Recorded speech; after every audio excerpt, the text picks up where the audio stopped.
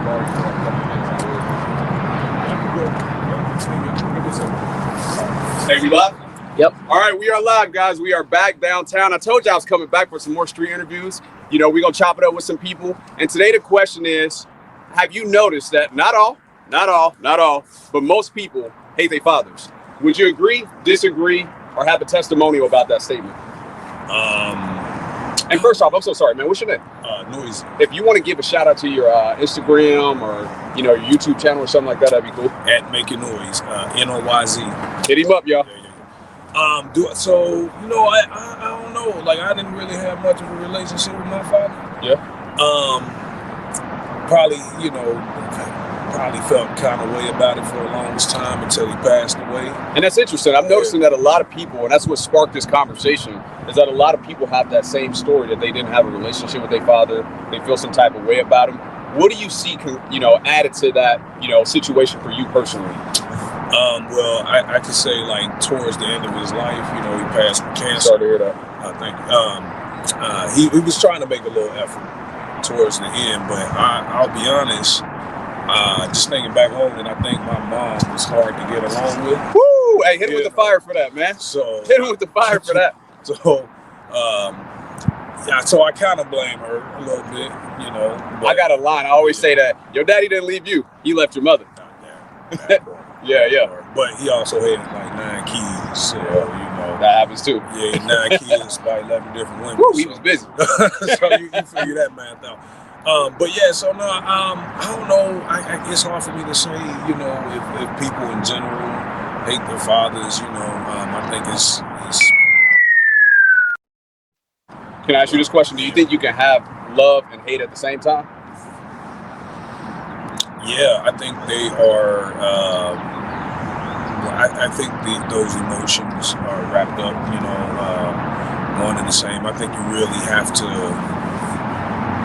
love somebody from not like a I love you, like the romantic type love, but I mean even that, you might have been in a bad relationship or something like that. You did something, that person could have did something to you, and you still love them but hate them all at the same time. So yeah, I think it's possible. Let me ask you this: if you hate one person, wouldn't you say that's more of a characteristic of who you are? And then essentially, because that's a characteristic of who you are, wouldn't you say you hate everybody? So if you just hate one person, doesn't that mean you hate them all? I don't think so. You don't think so? No. I would sip on that or smoke on it. Yeah, man. Yeah. I have to think on that one, but yeah. Can I give you my 2 cents? Yeah.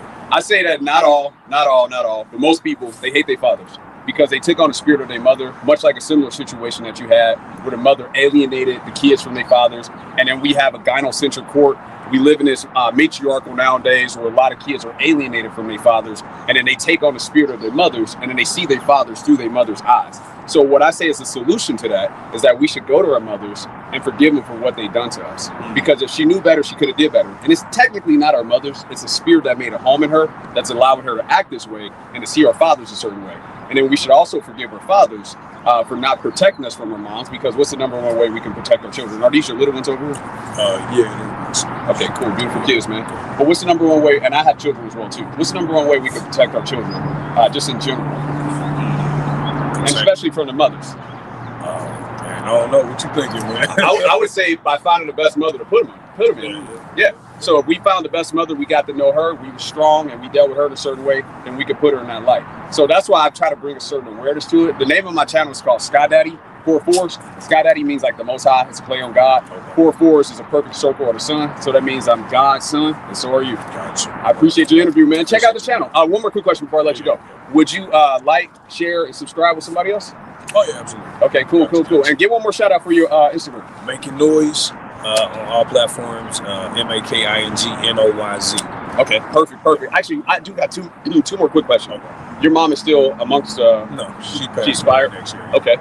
Do you see that it's important for us so that way we could be a living example for our children to overcome, like maybe the spirit that we got from our mothers? Yeah, I see. How would you say it's possible in your situation with 2 parents that expired?